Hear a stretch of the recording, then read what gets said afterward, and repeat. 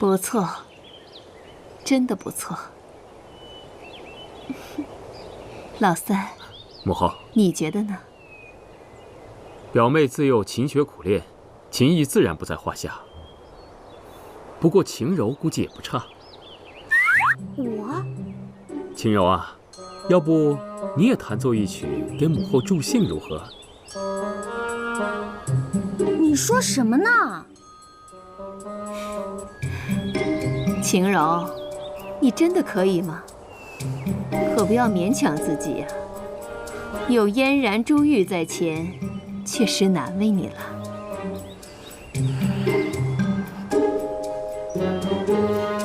这有什么难的？听着。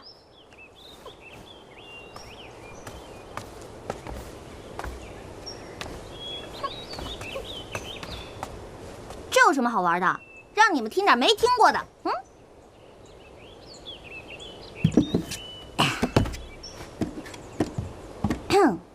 你是我的小呀小苹果，怎么爱你都不嫌多，红红的小脸温暖我的心哦，点亮我生命的火。停！这都什么靡靡之音，淫词俗曲的，给我退下！就没一样能见得人的吗？学了这么久，什么都不会。不就是吟诗作画、弹琴诵曲吗？这有什么难的？听着，一个是阆苑仙葩，一个是美玉无瑕。若说无其缘，今生偏又遇见他；若说有其缘，如何心事终虚化？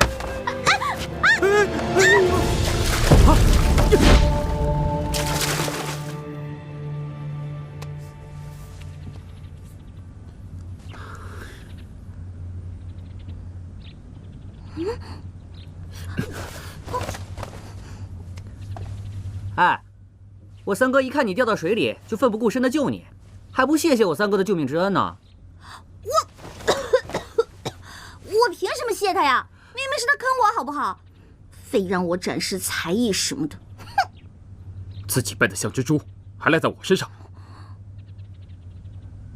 我招你惹你了？天天欺负我，今天还害得我差点没命。还说我笨，我是笨，我最笨的就是明明逃走了，可我却又回来了。我最笨的就是找不着回家的路。贤妻，你要真这么讨厌我，一刀杀了我得了，一了百了。你们小两口先聊，我改日再来啊。我先走了。你说谁小两口？你误会了。贤妻，你就给句痛快话，你到底怎么样才肯放过我？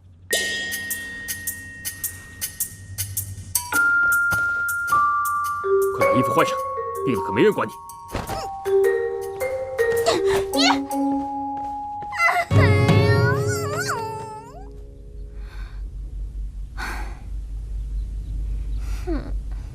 你说你也是，怎么能这么不分轻重？万一真的闹出人命来怎么办？我也没想到，表哥他会那么着急的去救那个尹晴柔啊。即使是你表哥没事，可万一那个尹晴柔有个三长两短，老三还不埋怨我一辈子吗？姑姑，你说过要帮我的。我是打算让那个尹晴柔知难而退，可我不是要她的命啊。下回绝对不允许再这么胡闹了，知道吗？我知道了。灵齐王到。表哥，儿臣参见母后。晴柔已无大碍。啊，那就好。你快去喝些汤药吧，万一病了怎么办？小秋子，不用了。儿臣来是有话要说。尹晴柔是我未过门的王妃，就是我谢延琪的人。当今世上，只有我一人可以让她受委屈。母后，今日就请您给儿臣做个见证。从今以后，无论是谁，若是与晴柔为敌，就是与我谢延琪为敌。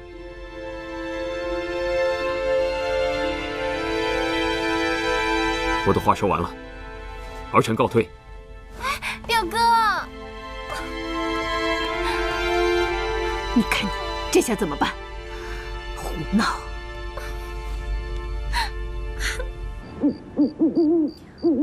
这个谢言齐真奇怪，对人忽冷忽热的。你说他要对我好吧，那不应该送我到这个破地方来活受罪啊。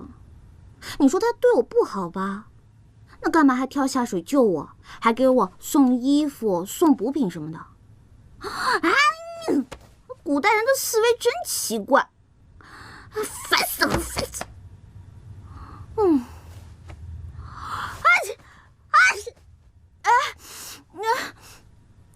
完了，我难道要感冒？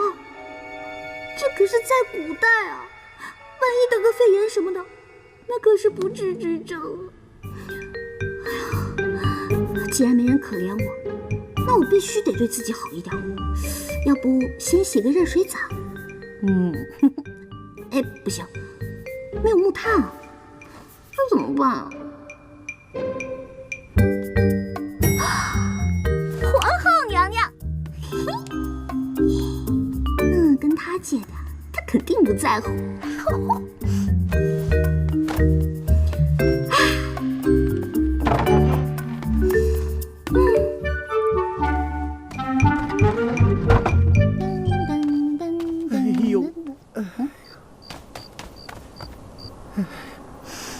哎呦！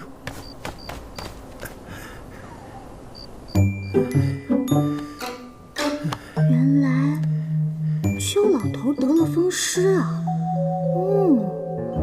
今天降温，这阵儿肯定是犯病了。难怪上次见他走路一瘸一拐的，活该，谁让你老欺负？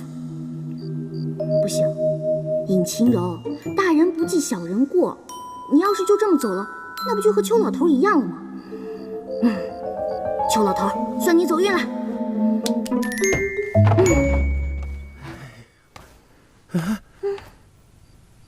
谁让你进来的啊？出去！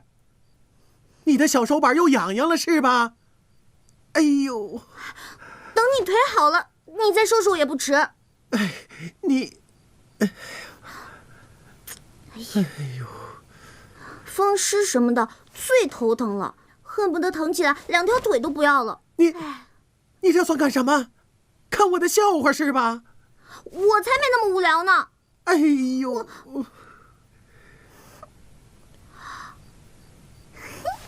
等着。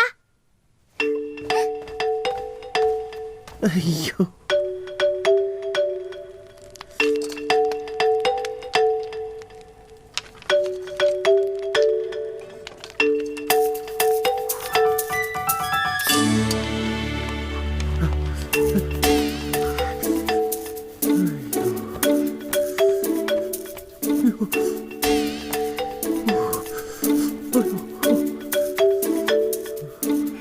怎么样，舒服多了吧？感觉是舒服了点儿。哎，邱老头，你呀，以后一定注意你的房间要多通风，饮食啊一定要清淡。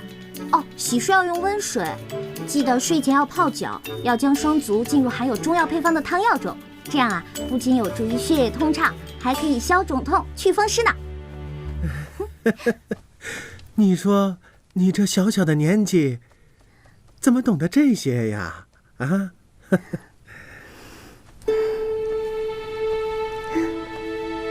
在我老家呢，我父母也有风湿，照顾的久了，自然就懂了。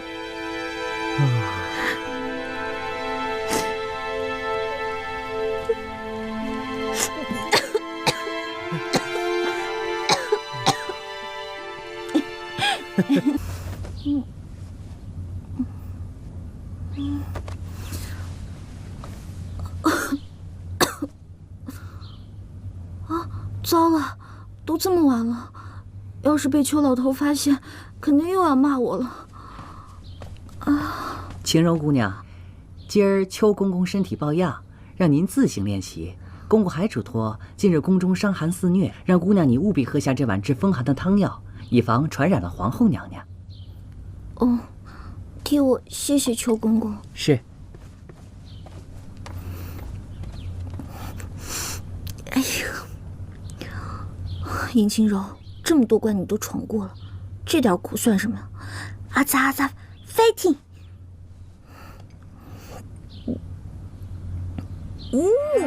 哎呀！王爷，何事如此慌张？启禀王爷，宫里来信，尹姑娘，她病了。终究还是病了，走去看看。哎，王爷，这是帮你找的字画，日后再说。哎，王爷这是怎么了？啊，尹姑娘病了，所以王爷有些心急。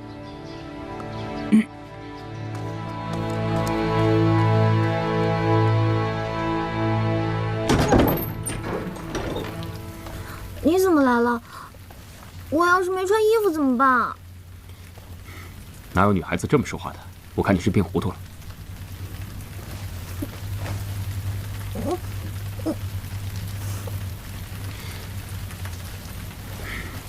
怎么了？我没死，你是不是不开心啊？我告诉你，姐姐我可是打不死的小强，有什么大招尽管放吧。怕了，我就不叫尹晴柔。小强，尹晴柔，你给我听好了，你要是再敢生病，或者是比我先死，你就死定了。我看你才是病糊涂了吧？我要是死了，还怎么死定了？总之，本王自有办法。你不会是要鞭尸吧？先期那个真够变态的。我回去禀报母后，这几日你身体不适，免去你的训练。等你想起来，黄花菜都凉了。邱公公已经发话了，说让我这2天休息。邱公公，行啊，尹晴柔，邱公公一向只听母后的，没想到现在居然替你说话。那当然了，我是谁？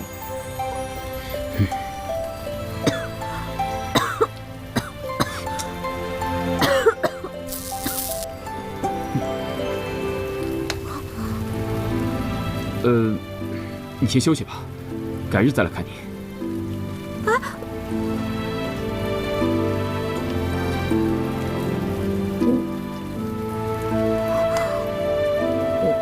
我一定是病糊涂了，要不然怎么会有触电的感觉呢？不想了，睡觉。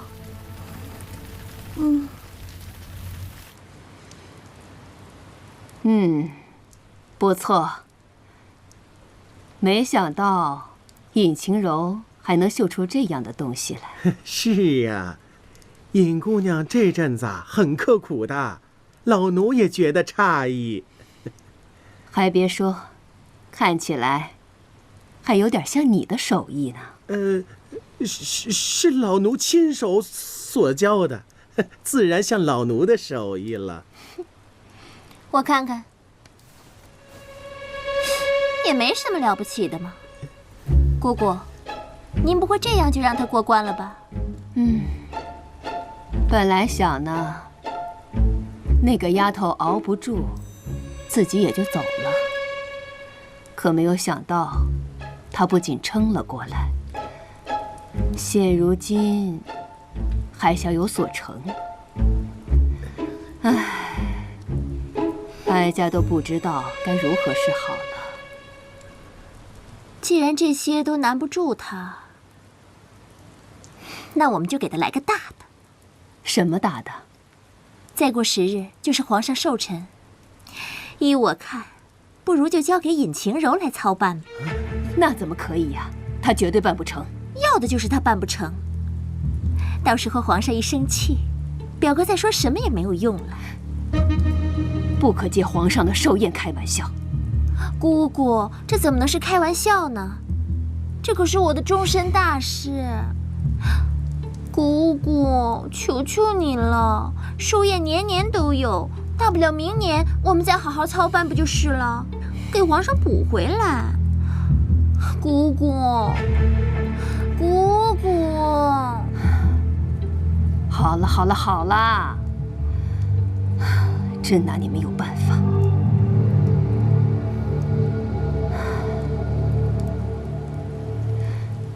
小秋子，哎，你去告诉那个尹晴柔，就说皇上的寿宴由她来操办。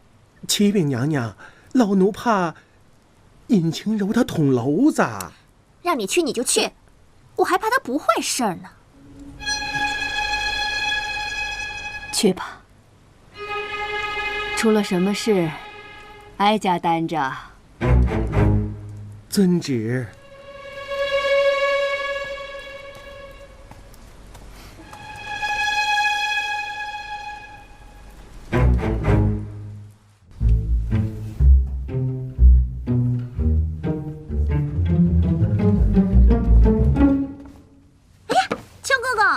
邱公公好，邱公公，什么风把您给吹来啦？晴柔啊，我今儿个来找你啊，就是告诉你，皇后娘娘已经决定了，让你来操办皇上的寿宴。什么？我？啊，就是你啊！皇后娘娘，她这是哪儿来的灵感啊？我连皇上的面都没见过，我怎么办啊？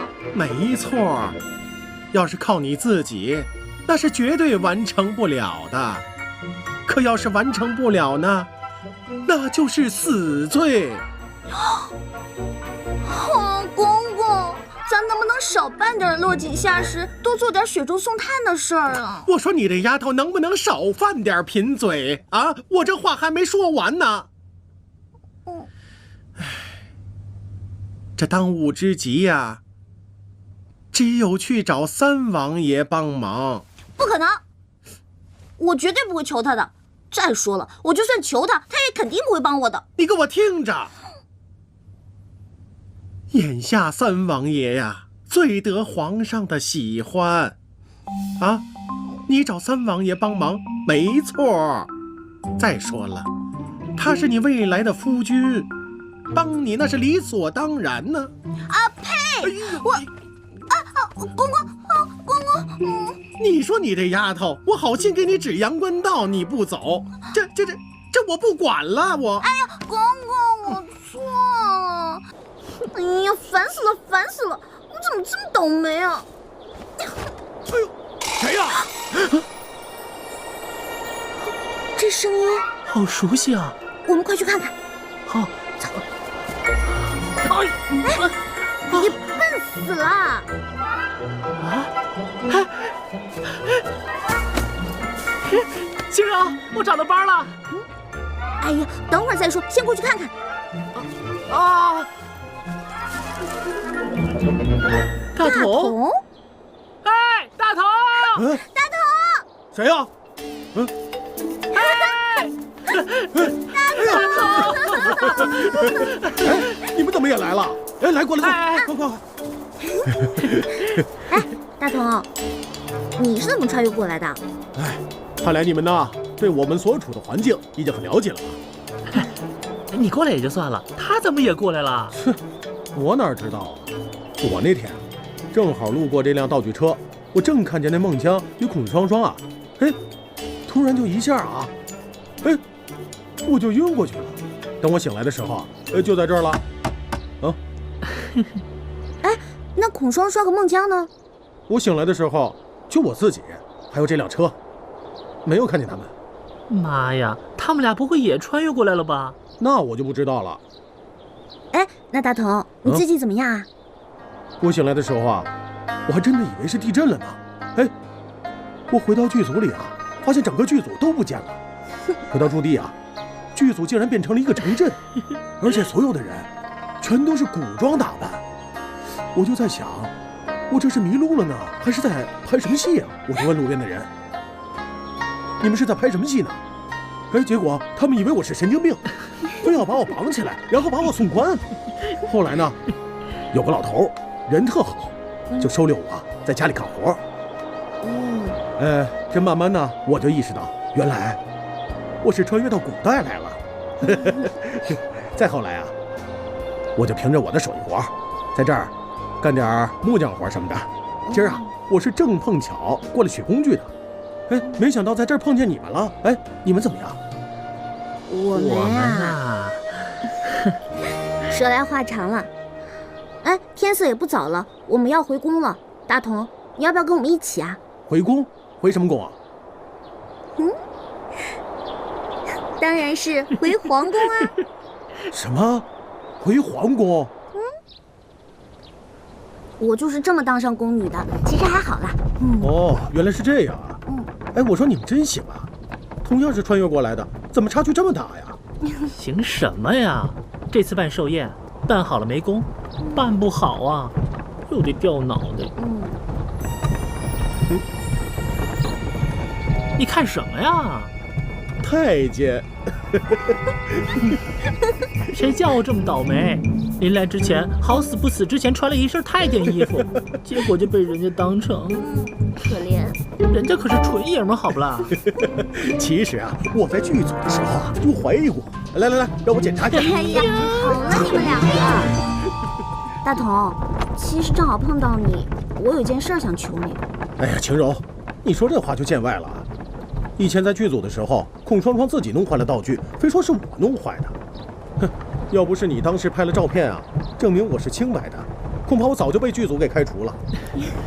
现在大家困在这个地方，别说什么求不求的，你有事就说，只要是我能办到的，就一定办到。大同，够敞亮，够哥们儿。其实呢，这件事对你来说是小菜一碟。谁让你是金牌道具师呢？其实是这样的，我跟阿广呢是想送皇上一份特别的礼物，但是这个礼物呢需要一些道具，我本来还愁这事儿呢，到哪儿去找道具呢？谁知道天上掉下一周大同，真是天助我也啊！那这样吧，一会儿呢你说说你需要些什么东西，然后送我回去，我好提前准备一下。好嘞。其实呢，我需要的是一个长方形的桌子，长一点的，就欧式，就西方欧式的那种。然后需要一些西餐的餐具，牛排啊，蜡烛什么的。过来。尹晴柔，祝你生日快乐，祝你生日快乐，祝你生日快乐，祝你生日快乐。参见皇上，民女祝皇上生日快乐，万寿无疆。尹晴柔，我让你操办寿宴，你这是干什么？邱公公，你帮我拿着。哎，好。回禀皇上皇后，这个呢是我家乡的习俗，这个叫生日蛋糕。只要有人过生日啊，这个人的家人还有朋友就会送这个给他。上面的蜡烛呢，代表对这个人的祝福，然后寿星可以对着蜡烛许愿。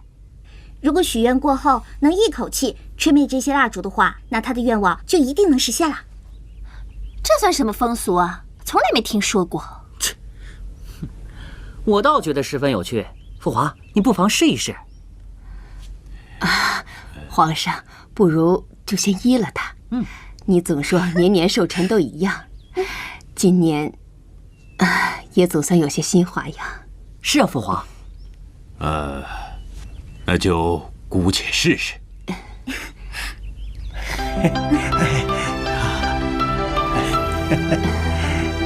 皇上，要这样，闭上眼睛许愿。好。祝你生日快乐，祝你生日快乐！大家跟我一起唱啊！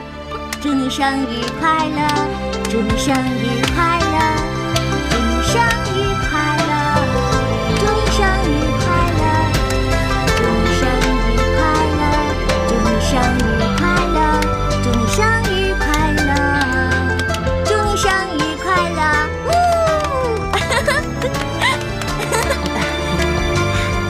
皇上，你可以吹蜡烛了。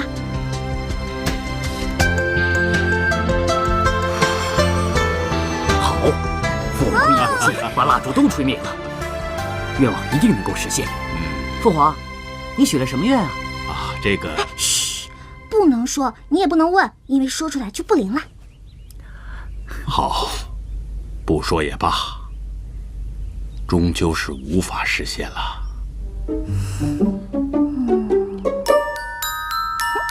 尹晴柔，皇后命你操办寿宴，你如果办不到，就应该趁早说出来。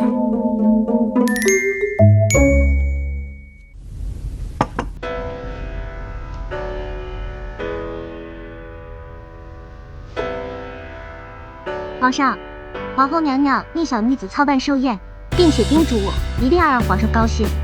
谜语就想了，还有什么比一家人热热闹闹的在一起吃一顿饭更开心的呢？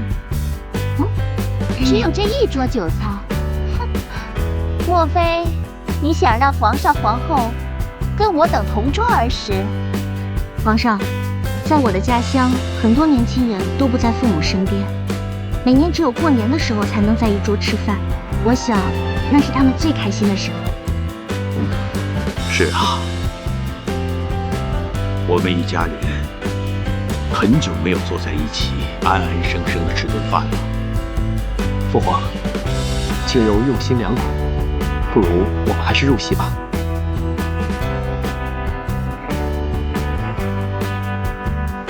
请皇上、皇后娘娘入席。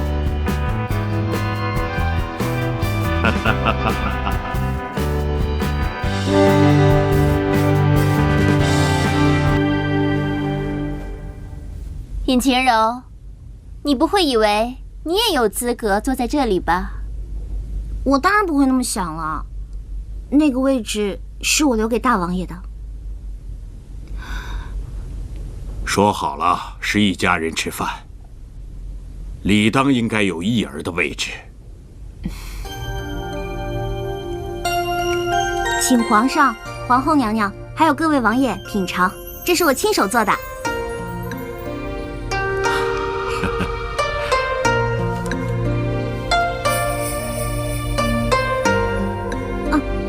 皇上直接吃就可以了。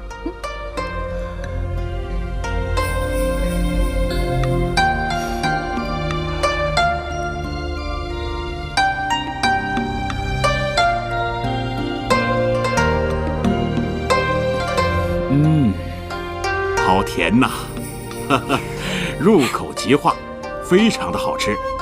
来，皇子吃，啊，好吃啊！啊，父皇，儿臣还有一份贺礼，请父皇笑纳。来人，端上来。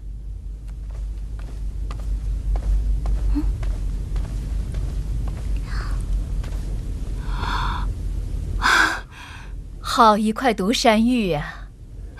皇上，你看，此玉产于中原，雕刻精细，臣儿真有心啊！谢母后夸奖。小球子，奴才在。拿去御花园凉亭煮吧。走，跟我走吧。皇上，这玉放在凉亭中，风吹日晒的，我怕可惜了这块石头。它就产自山中，狂风暴雨都不怕，怎么到了皇宫反倒娇气了？是不是啊？你们也是一样，身为皇族，切不可肆意妄为，当为人民楷模。儿臣遵旨。好，坐下吧。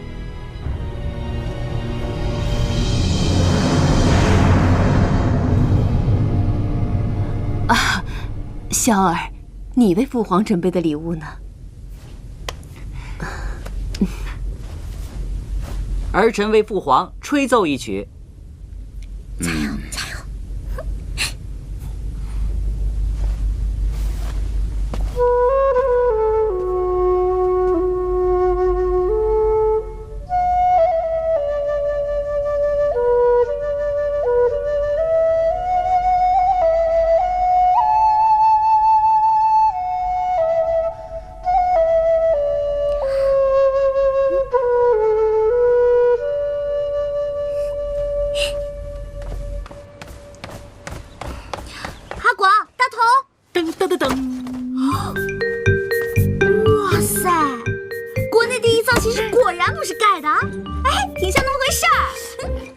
你可以侮辱我的性格，但是你不可以侮辱我的职业。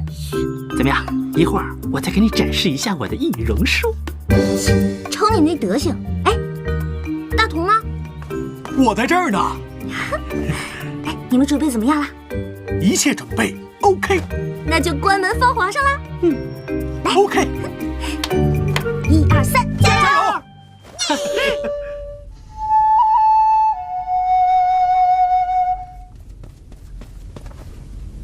哈哈哈哈好啊，小儿，此举饱含对我朝大好山河的赞叹。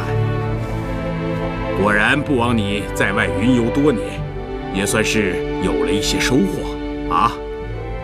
回父皇，儿臣此行一路向北，除了包揽我朝大好河山，更看到不少民情，百姓安居乐业，丰衣足食。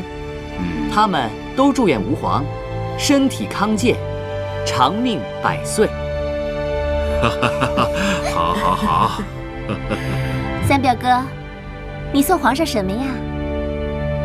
哦，儿臣献给父皇的贺礼就是它。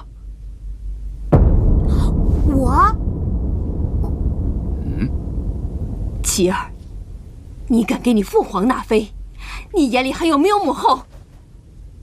母后多虑了，儿臣的意思是，我未来的王妃给父皇操办了一场这么有意思的寿宴，这难道还不能算是我送的寿礼吗？当然不能。皇上，民女自己给您准备了礼物。哦。还请皇上随民女移步后宫。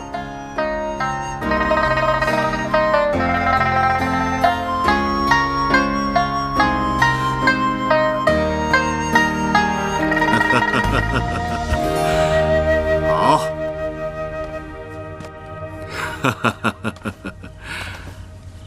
哎，皇上啊，民女知道您心中现在最放不下的，当属大王爷。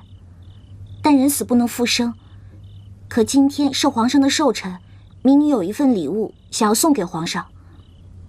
若有冒犯之处，还请皇上恕民女无罪。好，一会儿朕不管看到什么，都恕你无罪。谢皇上。皇上，民女在老家认识一位高人，这位高人呢，略懂通灵之术。民女求了他很久，这位高人才答应今晚助大王爷回来见皇上一面。什么？叶儿他回来？在哪儿？叶儿，皇上请。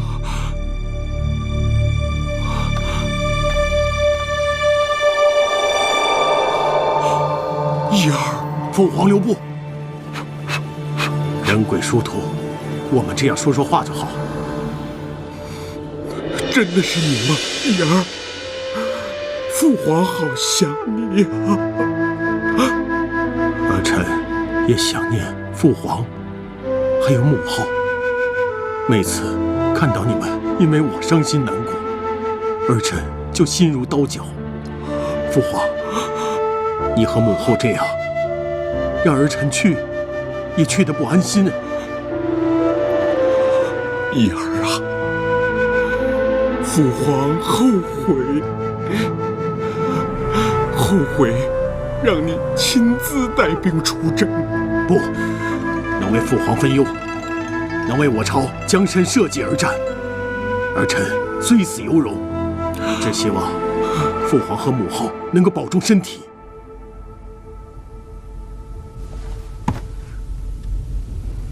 姑姑，你说这个尹晴柔在搞什么鬼啊？都这么长时间了，怎么一点动静都没有啊？我怎么知道？我就说不应该把寿宴交给他。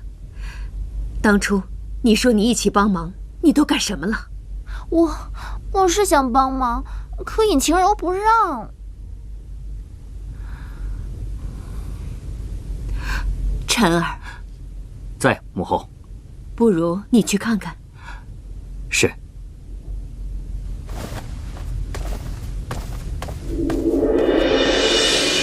一儿啊，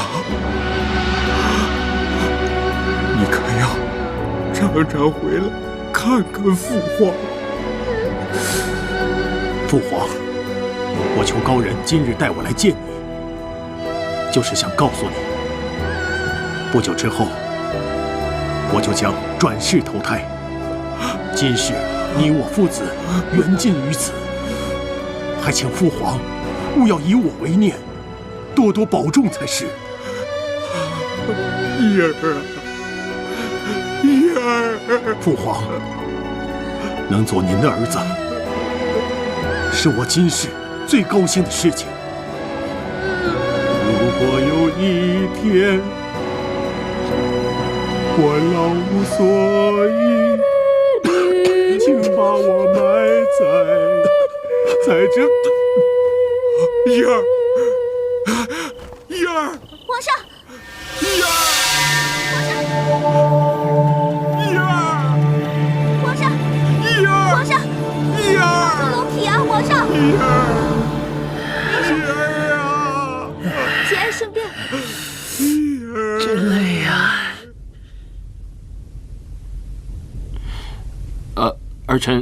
儿臣也去看看。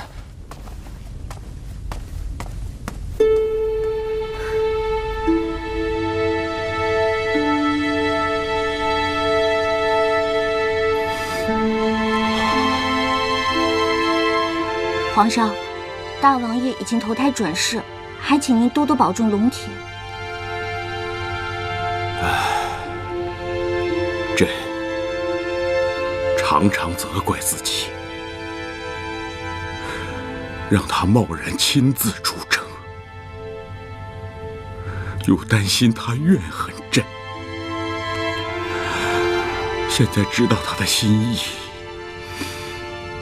也罢。希望他能够投胎找一个好的人家。皇上，大王爷刚正不阿，又为国捐躯，上天一定会眷顾他的。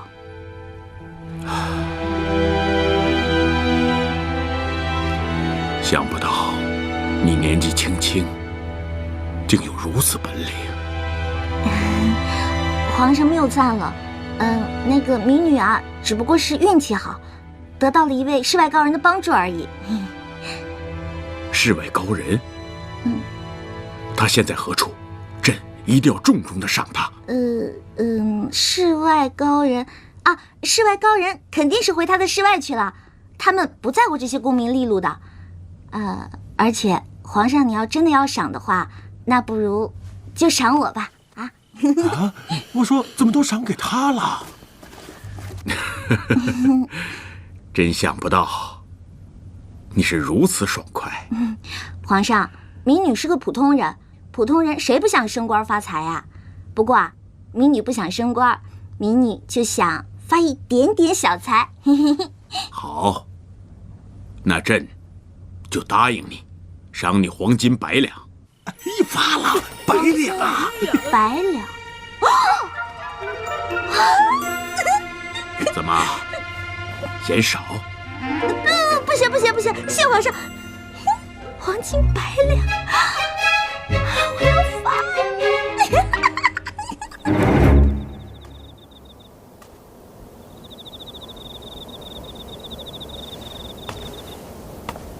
二哥，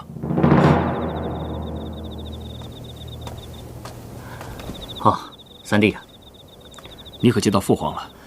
父皇和尹姑娘好像还在书房，我不好打扰。哎，尹姑娘是你未过门的妻子，要不你进去看看？既然他们还没有出来，我们在这里等候便是了。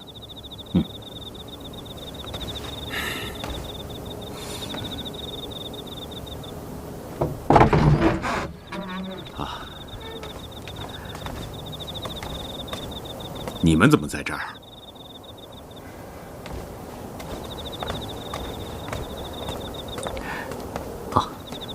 母后看父皇离席多时，特意让臣儿过来看看。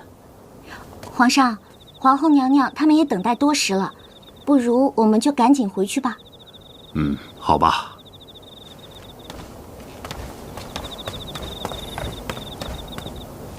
你们俩也跟我回去吧。是。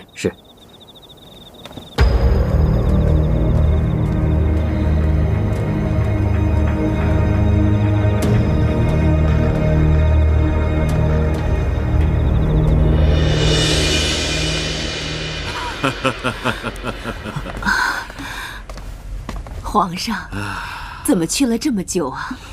啊，是不是尹晴柔又做错什么了？没惹皇上生气吧？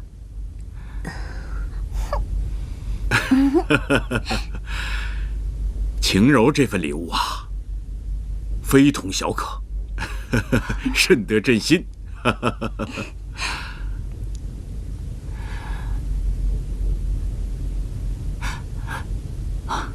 父皇，到底是何礼物？儿臣越来越好奇了。这皇上，民女有个请求。好，说。我希望这份礼物成为我跟皇上之间的秘密。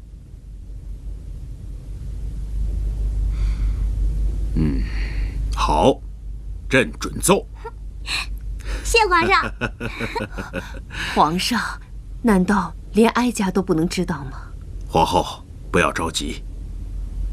这份礼物非同小可，你只要知道，朕从今天开始一定会保重龙体，伊儿的事情不会再伤心了。皇上，你说的是真的吗？当然是真的。你身为母亲，伊儿的事情，朕难受，你一定会比朕更加难受。但是你为了朕这么多年来一直忍着，真是辛苦你了。只要皇上明白臣妾的良苦用心就好。朕都懂。好了，今天是朕的生日，不愉快的事情咱就不说了，咱们全家一起吃蛋糕，喝 Lucky's。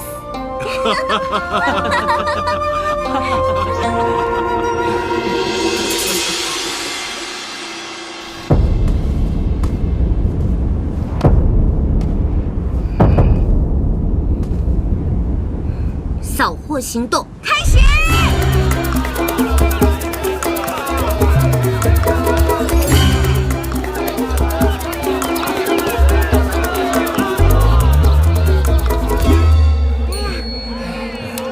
太过瘾了！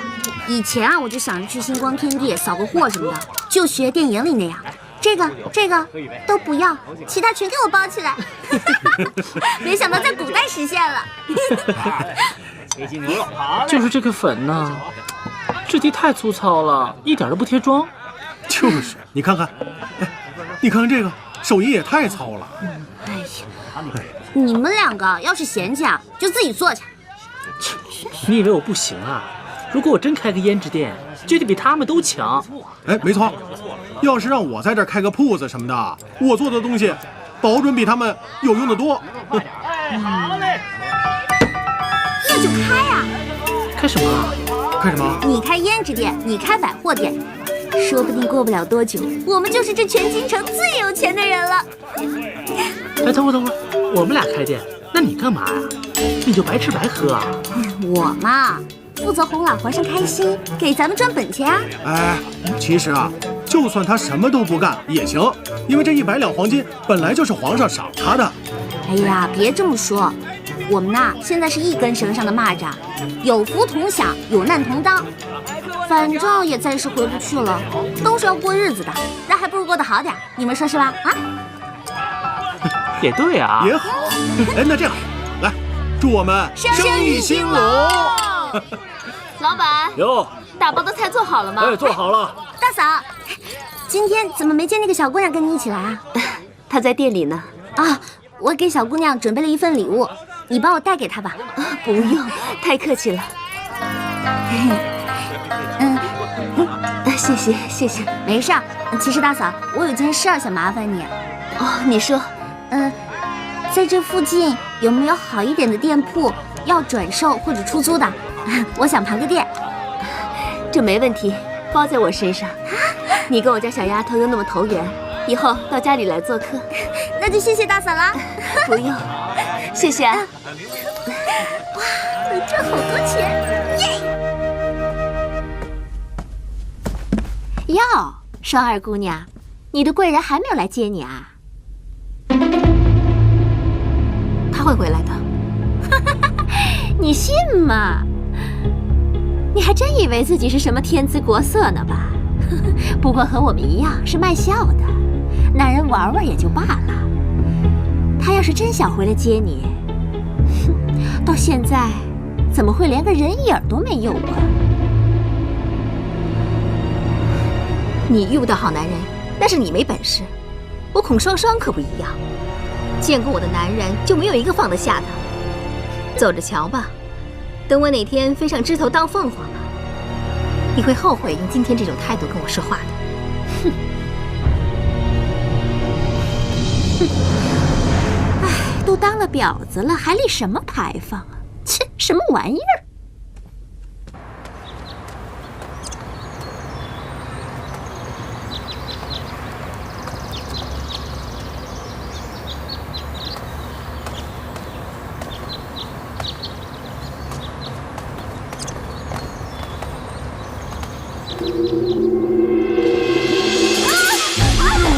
怎么了？这不是双双姑娘吗？您这是怎么了？大人，双儿的脚。哎呦，你这脚！来来，快！来，多谢大人。双双姑娘，您这是伤到哪儿了？让本县帮你瞧瞧。哎，大人，双儿有点口渴。我给你泡茶去啊，等着啊。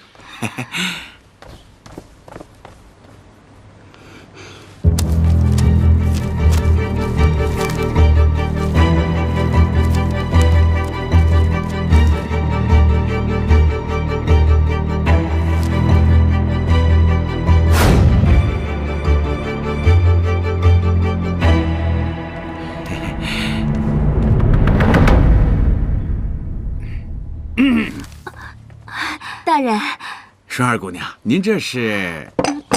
大人的剑有些杂乱。这些事儿吩咐下人做就行了，怎么敢劳驾双双小姐您呢？双儿愿意。大人，这是？哦，这个是当朝二王爷的金龙佩。先前啊，凌晨王微服出巡，来到长乐县，把金龙佩遗失了，现在还责令我在查找呢。凌晨王，虽说他现在是凌晨王，但是将来啊可能是太子，再用不了多久，可能就是当今的……双儿小姐，不说了。凌晨王对我可是十分的看重，很有可能会让我进宫入职。双儿小姐，到时候要不要跟我一块儿到京城转转呢？啊？双儿想。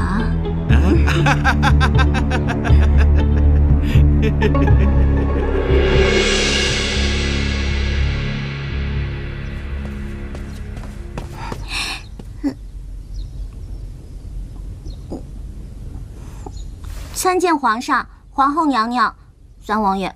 起来吧。谢皇上。晴柔啊，皇上的寿宴你办得非常好，皇上高兴，哀家也高兴。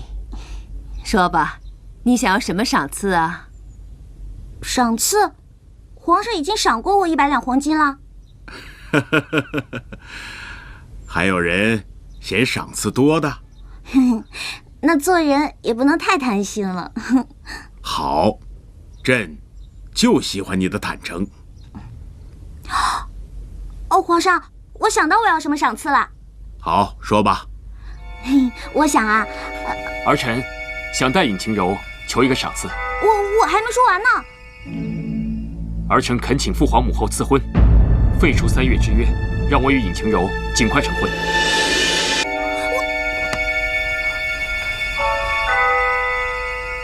不是都已经说好了吗？好了，有这样的姑娘做朕的儿媳妇，朕心甚慰啊。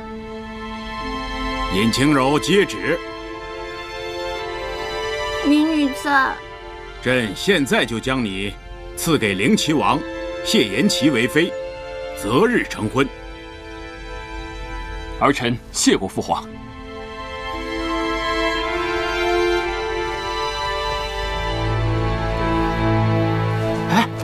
我说你根本没必要走嘛！你疯了！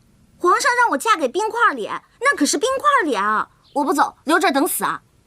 我觉得三王爷他人也不坏，你别看他口头上拿我威胁你，哎，我毕竟没怎么样啊。再说那天皇上寿宴，人家那么卖力的替你说话，我觉得呀，你嫁给他也不错。可是我不知道为什么，我就特别讨厌他，因为他总欺负我。哎，要是这样的话，你就更得嫁给他了。你想啊，一旦你嫁给了他，你才有无数次的机会去折磨他。得了吧你，那个冰块脸，我可惹不起。哎，对了，你到底跟不跟我走啊？那，你要真铁了心要走，那我肯定得跟你走啊。够哥们儿。但是怎么着也得跟老周说一声吧，他还各种找店铺开店呢。哎呦，我怎么把这事儿给忘了？哎呀，你说这古代人也真麻烦，也没个微信啥的。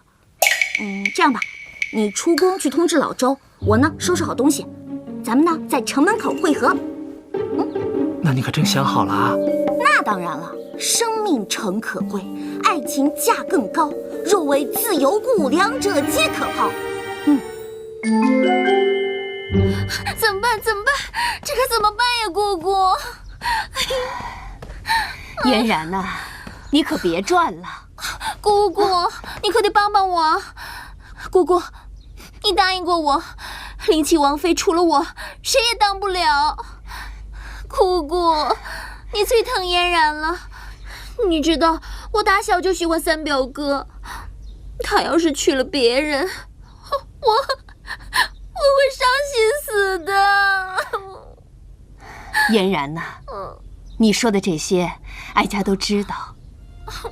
可现在，连皇上都开了金口了，你让我怎么办呢？我就要三表哥。你可是我们杜家的女儿，哀家绝不允许你去给别人当妾。你还是死了这条心吧。姑姑，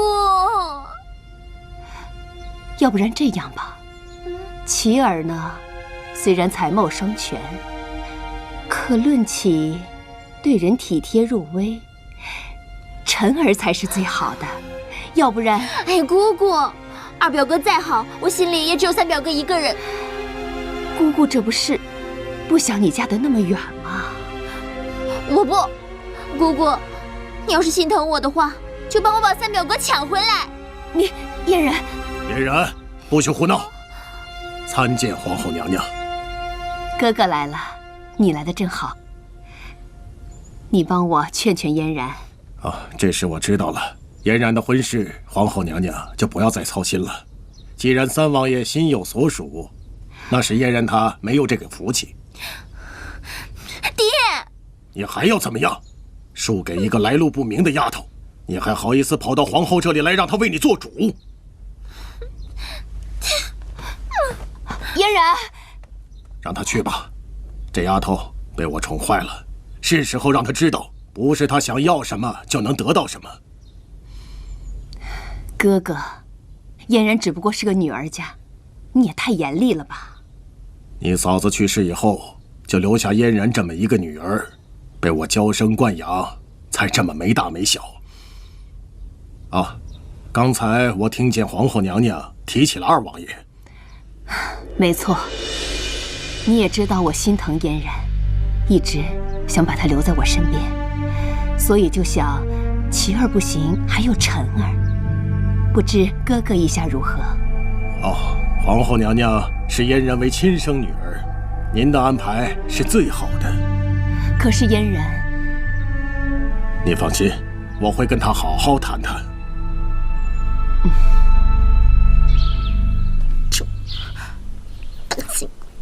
我就要三表哥，就是三表哥！哎，你凭什么不让我出去？邱公公找我有急事儿，让开！灵齐王有令，不许姑娘离开半步。又是谢银齐，他这个爱牵刀的。守卫大哥，求求你，就让我出去吧。邱公公啊，是真的找我有急事儿。我要是去晚了，他肯定会骂我的。你也知道的，邱公公骂起人来24小时都不带重样的。我要是被他骂上一次，3天都睡不好觉。守卫大哥，求求你了，就放我出去吧。哦，我去就回，保证你们的灵齐王不会知道的。姑娘就不要为难我们了。要是放你出去，我们都要受罚。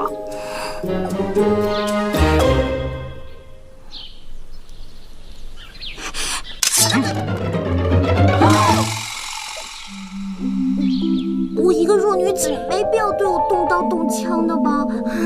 姑娘，请回吧。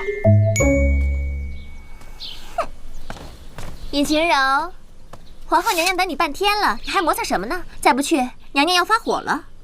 皇后娘娘找我？废话。邱公公不是一早就派人去告诉你了吗？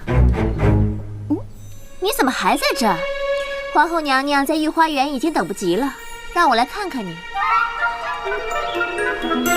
你等着，一会儿我一定禀告皇后娘娘，让她好好责罚你。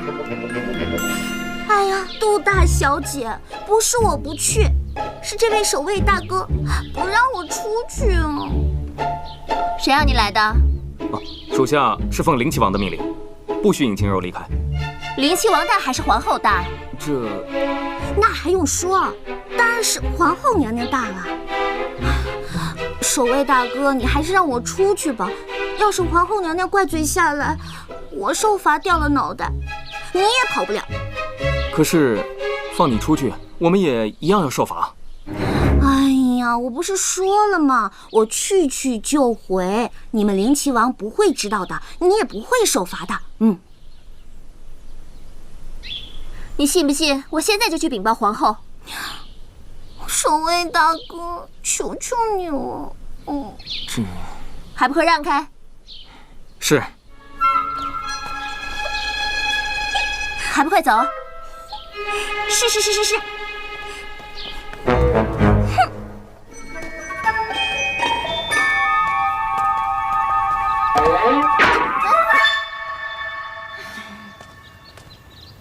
尹晴柔，你不会真的想跟我去见皇后吧？皇后没找我。哼，别装了，你背这么大一个包袱，不就是想逃跑吗？你不会是想跟皇后告发我吧？我就知道你没那么好心帮我出来嘛。算了，我还是回去待着吧。回去待着，大不了就是嫁给谢延齐。要是跟你去见皇后，分分钟就没命了。你真的不想嫁给三表哥？天地良心，我宁愿嫁给阿广。尹晴柔啊，尹晴柔，既然你这么说，好，那我就信你一次。你走吧。真的假的？我让你走，走得远远的，再也别让三表哥找到你。完了。不然呢？成交。谢谢啊。拜拜。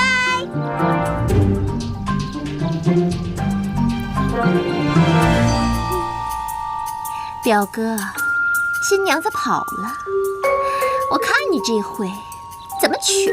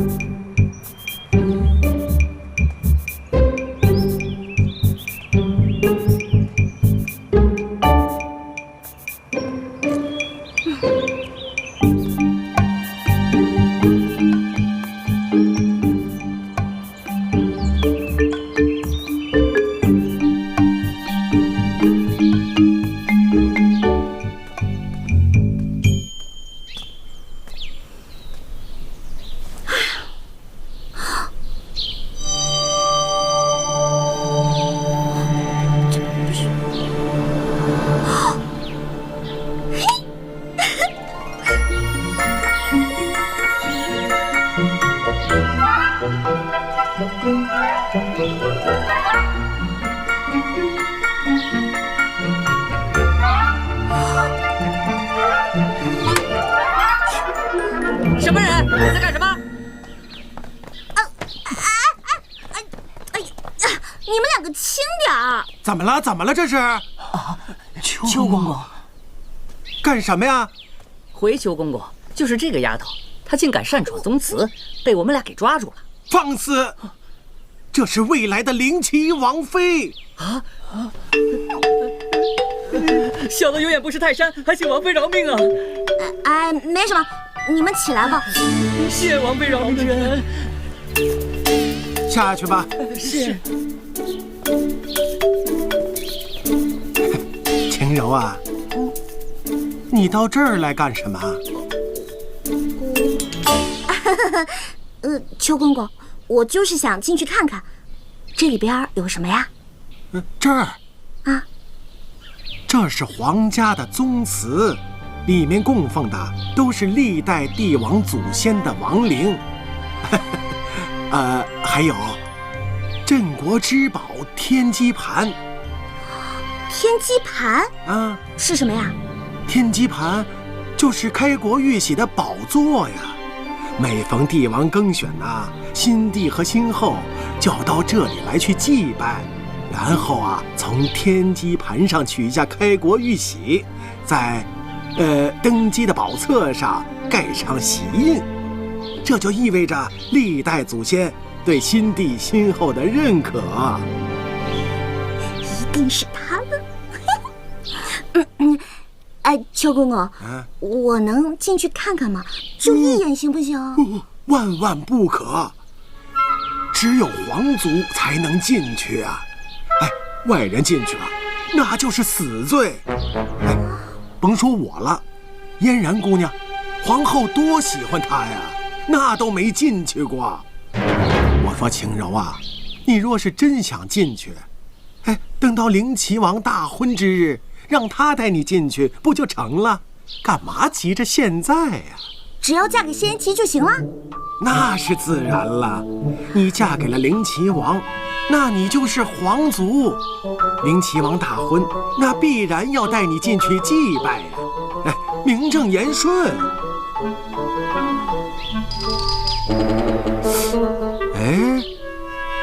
晴柔啊，你进去干什么呀？我没什么，我呢就是好奇害死猫。猫也进不去呀。我听说这里边戒备森严，陷阱到处都是。甭说一只猫了，连一只苍蝇都飞不进去。不过你要是真进去了，那就得……我本来还想着再多教你点东西，省得以后回到王府像个野丫头，没规矩，被人家笑话。可是没想到你这丫头命好，皇上开了金口赐婚。不过这以后规矩还是得学。古人云，学无止境嘛。我说晴柔你这丫头跟你讲个话怎么这么费劲呢？像对牛弹琴。我告诉你以后哪天三王爷把你给休了，你可别哭。指不定谁休谁呢。什么？没什么，邱公公，我想最后问您一次，是不是只有嫁给三王爷才能够进入宗祠啊？有什么方法嫁给二王爷、四王爷，或者皇上。算了，我还是嫁给三王爷吧，至少还算半个熟人。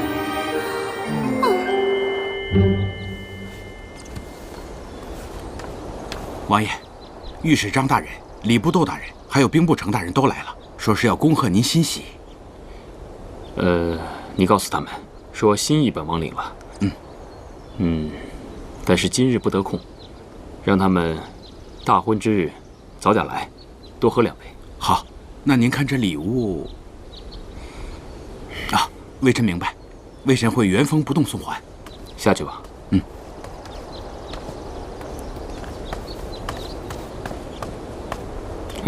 独孤，你来的正好，来，瞧瞧这古琴。这莫非就是雅意？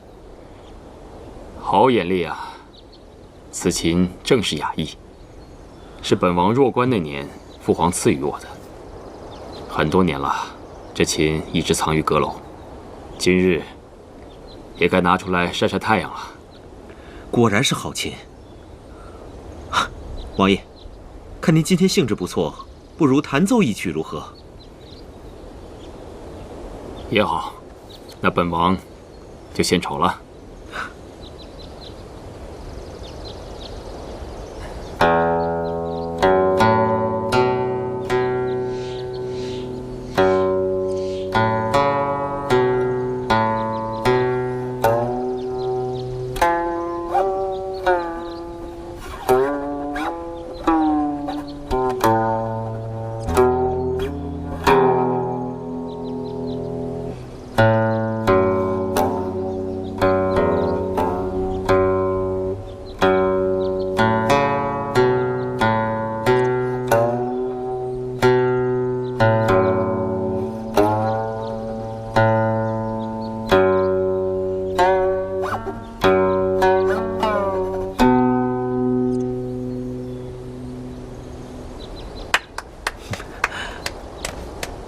参见王爷，独孤先生。尹浩，你何时到的？有一会儿了，被王爷的琴声所吸引，所以在下就没敢打扰。王爷，今日我才知道，原来王爷的琴艺如此高超啊！哪里呀，这雅意呀，若是让那个人来弹奏，独孤，你必定惊为天人。哦，此人是谁？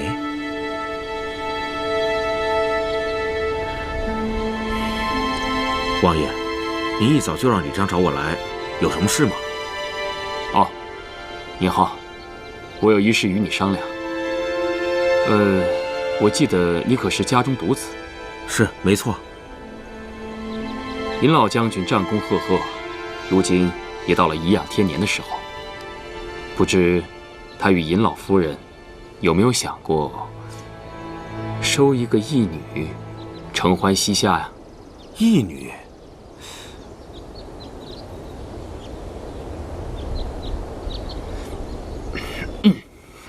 就是尹晴柔。晴柔？我明白了，王爷呢是想让尹姑娘以尹老将军义女的身份嫁入王府。没错。你看，他也姓尹，500年前你们还真说不定是一家人呢。再者，你也没有妹妹，多一个岂不更好？这王爷是怕尹姑娘的来历一直被大家取笑，所以这次一次性解决。不过王爷，你为尹姑娘可真是煞费苦心呢。我可不是为她呀，我这是为我自己着想。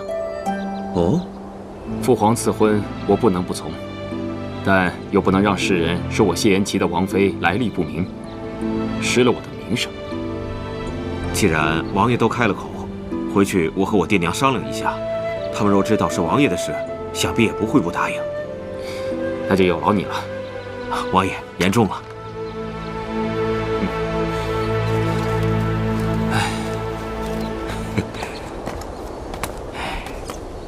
咱们家这王爷总算是开了窍了。哦，此话怎讲？其实咱们家王爷并不爱弹琴。皇上送雅意给他，他就随手束之高阁。是他的一个朋友又把雅意拿了出来。5年了，第一次见王爷又能弹琴。这么说，这位朋友在王爷的心目中位置很重啊。是很重。这位朋友走的时候，王爷整个人就像被掏空了一样。还要谢谢天上掉下的尹晴柔啊。你觉得王爷真的会娶尹晴柔吗？别人怎么想我不管，但是这个灵齐王妃，我尹浩认了。